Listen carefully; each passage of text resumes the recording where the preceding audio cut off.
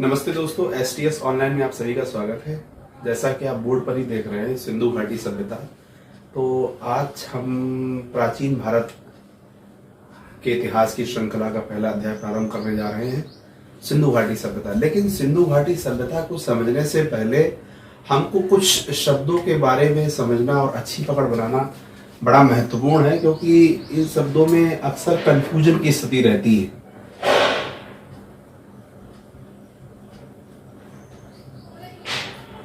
एक शब्द है प्रागैतिहासिक, एक है आद्य ऐतिहासिक,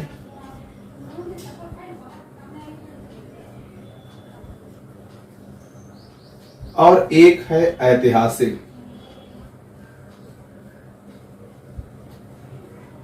देखिए, ये तीनों काल हैं, प्रागैतिहासिक काल, आद्य ऐतिहासिक काल और ऐतिहासिक काल।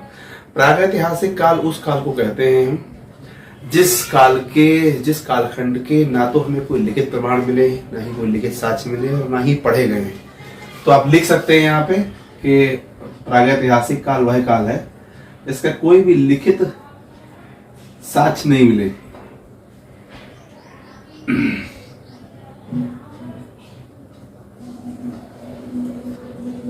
ना ही लिखित साक्ष्य मिले हैं और ना ही पढ़े गए हैं। आद्य ऐतिहासिक काल वह काल होता है जिसके लिखित प्रमाण तो मिले हैं, लेकिन में पढ़े नहीं गए, क्योंकि वो संकेतात्मक चित्रात्मक शैली में मिले हैं, तो उनको पढ़ा नहीं गया। तो आद्य ऐतिहासिक काल वह होता है जिसके लिखित साक्ष्य तो प्राप्त हुए हैं,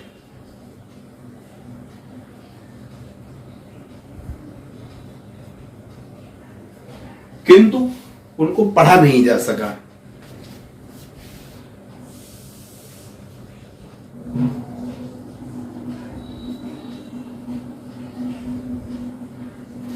अब ऐतिहासिक काल पर आते हैं। ऐतिहासिक काल वह काल है, ऐतिहासिक कालखंड वह कालखंड है जिसके लिखित साक्ष्य भी मिले हैं और इनको पढ़ा भी गया है।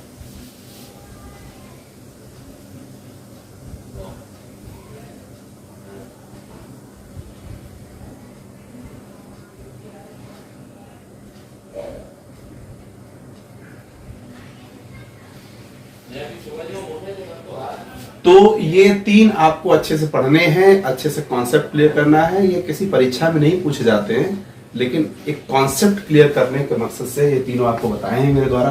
प्रागैतिहासिक काल वह काल है जिसके ना तो कोई साक्ष्य मिले हैं लिखित, ना ही वो पढ़े गए हैं। जब मिले ही नहीं तो पढ़ने का तो प्रश्न ही नहीं उठता। आद्य ऐतिहासिक वह काल कहलाता है जिसके लिखित साक्ष्य मिले हैं किंतु पढ़े नहीं गए। हम जिस टॉपिक को आज डिस्कस करेंगे, सिंधु घाटी सभ्यता, यह इसी आद्य ऐतिहासिक काल के अंतर्गत आता है। तीसरा है आपका ऐतिहासिक काल। इसके बाद हम जो डिस्कस करेंगे वैदिक सभ्यता, जिसमें हम ऋग्वेद, सामवेद, यजुर्वेद, अथर्ववेद, पुराण इत्यादि के बारे में पढ़ेंगे। तो उनके लिखित प्रमाण भी मिले हैं और पढ़े भी गए हैं। इन वेदों को, इन पुराणों को पढ़ा गया है, इसीलिए ऐतिहासिक काल के अंतर्गत आते हैं। तो इन तीन को आप थोड़ा सा ध्यान रखें, नोट कर लें। अब हम आते हैं अपने मुख्य टॉपिक पर, जो है सिंधु घाटी सभ्यता। देखिए, सिंधु घाटी सभ्यता से ही प्राचीन भारत का सिलेबस स्टार्ट होता है। प्राचीन भारत का यह पहला टॉपिक है, सिंधु घाटी सभ्यता। तो सबसे पहले हम सिंधु घाटी सभ्यता की खोज के विषय में पढ़ेंगे।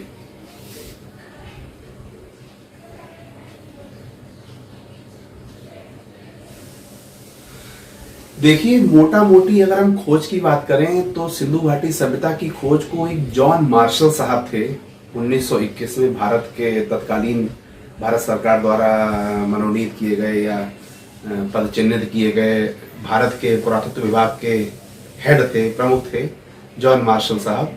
तो इनका बहुत प्रमुख योगदान है सिंधु घाटी सभ्यता के उत्खनन में। लेकिन इससे पहले भी थोड़ा सा इतिहास पे हमें दृष्टि डालनी चाहिए कि आखिर वास्तविकता में सिंधु घाटी सभ्यता का प्रारंभ कहाँ से हुआ। तो एक सबसे पहले आप हेडिंग डाल लेंगे खोज, और इस श्रृंखला में सबसे पहला जो नाम आता है वो है चार्ल्स मैसन।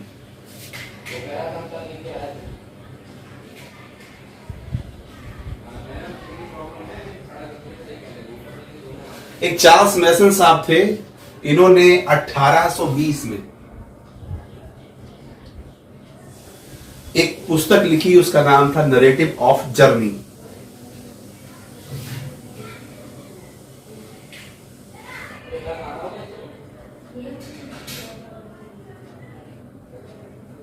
इस नरेटिव ऑफ जर्नी में चार्ल्स मैसन साहब ने सिंधु घाटी के आसपास के क्षेत्रों के बारे में बताया, लेकिन ये कोई पुख्ता प्रमाण नहीं दे पाए, कुछ ठोस तरीके से इस चीज को समझा नहीं पाए। इसीलिए शुरुआती उत्खननकर्ताओं में या शुरुआती खोजकर्ताओं में इनका नाम लिया जाता है, लेकिन कुछ प्रमुख दावेदारी इनकी नहीं बनती इस सिंधु घाटी सभ्यता की खोज में। इसके बाद एक बहुत ही महत्वपूर्ण नाम आता है, परीक्षा में पूछा भी जाता है। दो भाई थे, विलियम वर्टन और जेम्स वर्टन, जिन्हें विल्टन बंधु कहते हैं।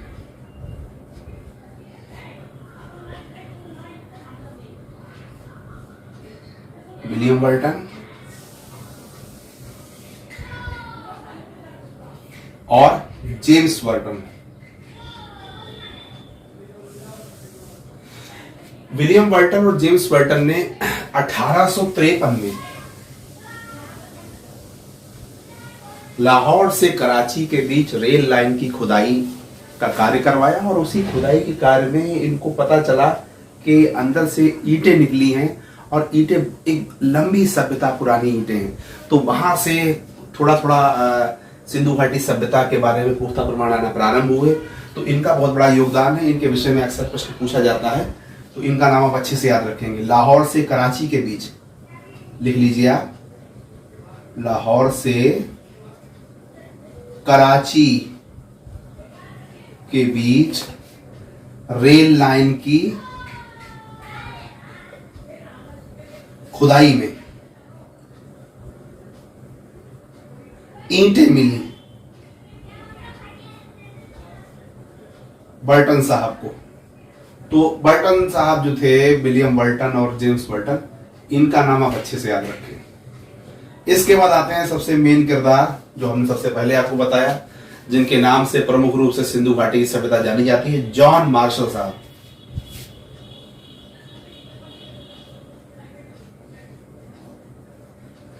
जॉन मार्शल साहब 1921 में दो लोगों को चिन्हित करते हैं। जॉन मार्शल साहब, सबसे पहले यहाँ पे यह समझना आवश्यक है कि जॉन मार्शल साहब थे कौन। तो ये जॉन मार्शल साहब तत्कालीन भारत के, यानी 1921 के समय में भारत सरकार द्वारा चयनित किए गए भारत सरकार के पुरातत्व विभाग के प्रमुख थे या महानिदेशक थे, जो भी आप कहें, हेड थे ये पुरातत्व विभाग के। इन्होंने दो लोगों को नामित किया। इन दोनों के नाम आप अच्छे से जानते हैं, दयाराम साहनी और राखलदास। दयाराम साहनी ने 1921 में ही हड़प्पा की खोज की, और राखलदास ने ठीक एक वर्ष बाद यानी 1922 में मोहनजोदड़ो की खोज की।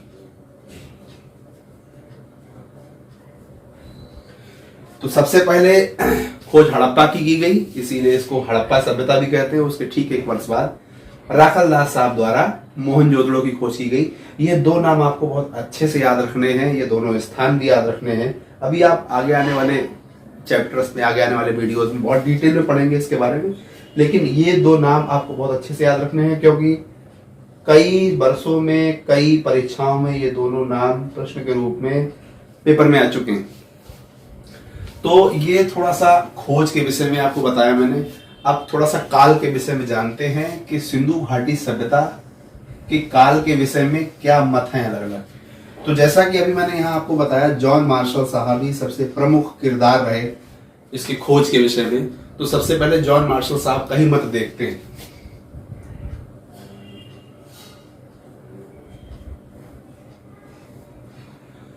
तो सबसे पहले हम देखेंगे कि जॉन मार्शल साहब के द्वारा क्या काल बताया जाता है सिंधु घाटी सभ्यता का। देखिए, सिंधु घाटी सभ्यता के काल के विषय में अन्य अन्य पुरातत्वविदों के अनेक अनेक मत हैं, लेकिन जो प्रमुख मत हैं वो हम यहाँ प्रकाश में लाएंगे, और जो परीक्षा उपयोगी हैं, आपके प्रश्न पत्र में जो आपको दिखने की अधिकतम संभावनाएं हैं, वो है आपको मेरे द्वारा समझाया जाएगा। तो जॉन मार्शल साहब, जो कि प्रमुख पुरातत्वविद करता रहे, जिनके माध्यम से हड़प्पा और मोहनजोदड़ो की खुदाइयां कराई गई दयाराम साहनी और राखलदास के द्वारा, तो इनके द्वारा 3200 बीसी से, बीसी को आप जानते हैं, ईसा पूर्व कहते हैं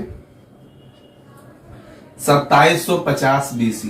2750 भी है, किसी किसी पुस्तक में 2700 बीसी भी दिखाई देगा। आप एक मोटा मोटी आइडिया समझ सकते हैं कि 3200 बीसी से और 2700 बीसी तक का जो एक कालखंड रहा है वो जॉन मार्शल साहब के द्वारा इस सिंधु घाटी सभ्यता या हड़प्पा सभ्यता का रहा है। एक दूसरे पुरातत्वविद रहे अर्नेस्ट मैके।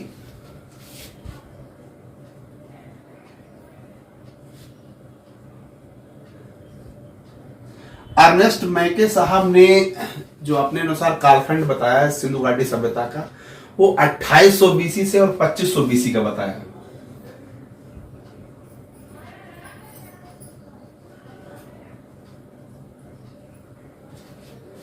तो एक आपको जॉन मार्शल साहब का याद रखना है, एक अर्नेस्ट मैके साहब का याद रखना है, और एक तीसरा है जो आपको सबसे ज्यादा याद रखना है C14। ये C14 से तात्पर्य है कार्बन ट्रेडिंग 14, एक लेटेस्ट पद्धति है जिसके द्वारा हम पुराने समय की चीजों के, पुराने समय की वस्तुओं के बारे में, कई सालों पुरानी परंपराओं और सभ्यताओं के बारे में जानते हैं वैज्ञानिक तरीके से। उस पद्धति को C14 कहते हैं। तो C14 के अनुसार, यानी कार्बन 14 के अनुसार, कार्बन पद्धति 14 के अनुसार जो कालखंड बताया गया वो कालखंड है 2300 बीसी से और 1700 बीसी।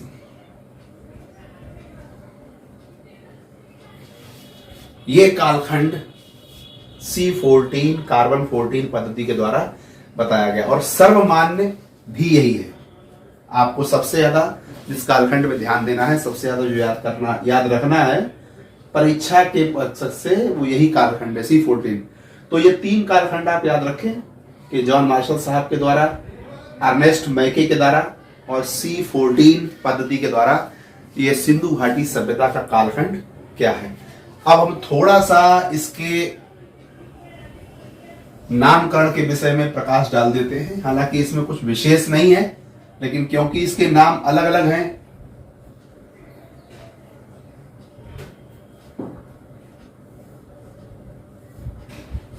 देखिए सबसे पहला नाम तो वही है जो ऊपर लिखा हुआ है, सिंधु घाटी सभ्यता। दूसरा, इसको सिंधु सभ्यता भी कहते हैं। इसको हड़प्पा सभ्यता भी कहते हैं।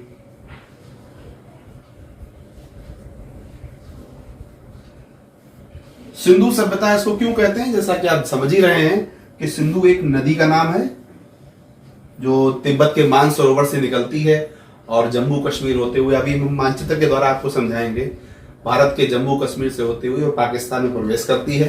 तो उस नदी के आसपास ही इसके उत्खनन, प्रारंभिक दौर में इसके उत्खनन उस नदी के आसपास ही पाए गए। जैसे अभी आप आगे पढ़ेंगे, हड़प्पा के बाद एक जो राखल दास जी के द्वारा मोहनजोदड़ो की खोज की गई। ये मोहनजोदड़ो पाकिस्तान के सिंध प्रांत में स्थित है और ये आपका सिंधु नदी के दाएं तट पर स्थित है। तो वो हम आपको पूरा ग्राफिकल वे में मैप पर समझाएंगे अच्छे से। लेकिन क्योंकि ये सिंधु नदी के तट पर पाई गई सभ्यता प्रारंभ में, इसलिए इसको सिंधु सभ्यता कहते हैं। क्योंकि ये सिंधु नदी के घाटी में पाई गई, इसलिए इसको सिंधु घाटी सभ्यता भी कहते हैं। और हड़प्पा आप समझ ही रहे होंगे, सबसे पहला स्थान जो उत्खलित किया गया या खोजा गया वो हड़प्पा था, इसलिए इसको हड़प्पा सभ्यता कहते हैं। प्रमुख रूप से इन तीन नामों से इनको जानते हैं। तो यह हो गया खोज के विषय में, काल के विषय में और नामकरण के विषय में। अब हम थोड़ा सा आपको आइडिया देंगे कि भारत में या भारत के बाहर किन किन स्थानों पे सिंधु घाटी सभ्यता के स्थल पाए गए। एक थोड़ा सा आइडिया आपको देंगे। डिटेल में आप अगली क्लास में इसके बारे में एक एक स्थान के बारे में पढ़ेंगे। आज हम थोड़ा सा आपको इसके बारे में आइडिया देंगे। अभी तो पहले हम एक छोटा सा रफ मानचित्र बना लेते हैं।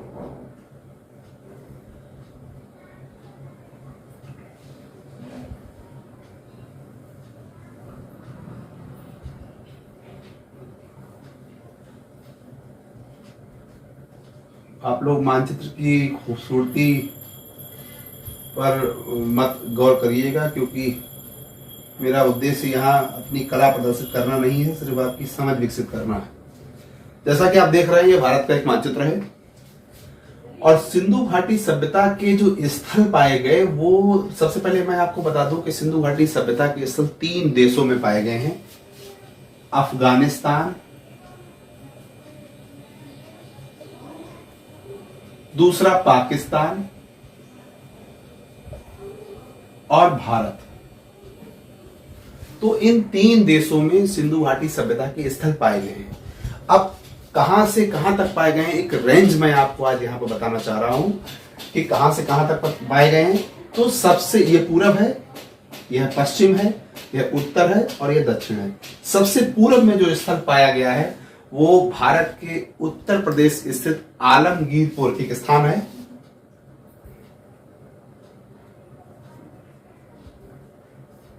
आलमगीरपुर, ये आलमगीरपुर उत्तर प्रदेश में है और ये हिंडन नदी के तट पर है।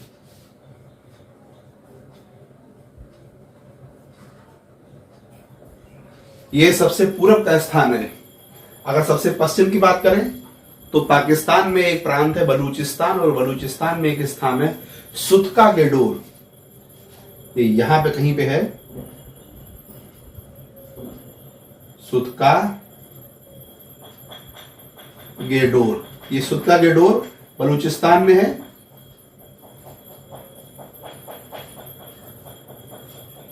ये सबसे पश्चिमी छोर है। सबसे पश्चिम में जिस स्थान को उद्गलित किया गया, जिस स्थान की खोज की गई सिंधु घाटी सभ्यता में, हड़प्पा सभ्यता में, वो सुतका गेडोर है। ये प्रश्न आता है कि सबसे पूर्व में कौन सा स्थान खोजा गया, सबसे पश्चिम में कौन सा स्थान खोजा गया। तो आपको याद रखना है सुतका गेडोर, ये बलूचिस्तान में है और बलूचिस्तान पाकिस्तान में है। अगर सबसे उत्तर की बात करें, ये उत्तर दिशा है, ये दक्षिण दिशा है। सबसे उत्तर की बात करें तो जम्मू कश्मीर में एक स्थान है मांदा। जम्मू कश्मीर में एक स्थान है मांदा। ये मांदा आपका चिनाब नदी के तट पर है। चिनाब नदी निकलती है यहां से, चिनाब नदी के तट पर है। यह सबसे उत्तर का स्थान है। और सबसे दक्षिण का स्थान जो सिंधु घाटी सभ्यता में पाया गया अभी तक, वो है महाराष्ट्र, जो कि राज्य है एक भारत का। महाराष्ट्र का एक दक्षिण पश्चिमी एरिया है दैमाबाद। ये दैमाबाद जो है यह प्रवरा नदी के तट पर है। आपको बता दूं मैं यहां पर कि बहुत सारी पुस्तकों में या बहुत सारे ऑनलाइन प्लेटफॉर्म पर भी आपको प्रवरा नदी ना पढ़ाकर सीधे गोदावरी नदी बताया जाता है कि दैमाबाद जो है वो गोदावरी नदी के तट पर है। वास्तविकता यह है कि दैमाबाद गोदावरी नदी के तट पर ना होके गोदावरी की एक सहायक नदी है प्रवरा नदी, उसके तट पर है। ये प्रवरा नदी वास्तविकता में गोदावरी की ही सहायक नदी है, लेकिन वास्तविकता में ये प्रवरा नदी के ही तट पर है, ना कि गोदावरी नदी के तट पर। तो अब ये आपके चारों भाग हो गए। ये आलमगीरपुर है, सबसे पूरब में स्थित है। मांदा जो कि सबसे उत्तर में स्थित है। सुतका गेडोर सबसे पश्चिम में स्थित है और दैमाबाद सबसे दक्षिण में स्थित है। अब अगर हम इनको मिला दें तो आप कुछ कुछ त्रिभुजाकार आकृति पा सकते हैं। कुछ कुछ त्रिभुज के आकार का एक बहुत बड़ा हिस्सा है ये, और लगभग 13 लाख किलोमीटर, 13 लाख वर्ग किलोमीटर में फैला हुआ है ये। इसमें पंजाब प्रांत, पाकिस्तान का पंजाब प्रांत, पाकिस्तान का सिंध प्रांत और पाकिस्तान का ही बलूचिस्तान जो मैंने आपको बताया जिसमें सुतका गेडोर है, ये सब आते हैं। कुछ हिस्सा इसमें अफगानिस्तान का भी आता है, वो मैं विस्तार से आपको कल बताऊंगा। तो आज इस पहले अध्याय में मैंने प्रयास किया है कि मैं आपको सिंधु घाटी सभ्यता का एक रफ आइडिया दूं। इसको नोट करिएगा आप। और सिंधु घाटी सभ्यता पे 3 से 4 वीडियो बनेंगे जिसमें पूरी सिंधु घाटी सभ्यता कवर कर दी जाएगी। धन्यवाद।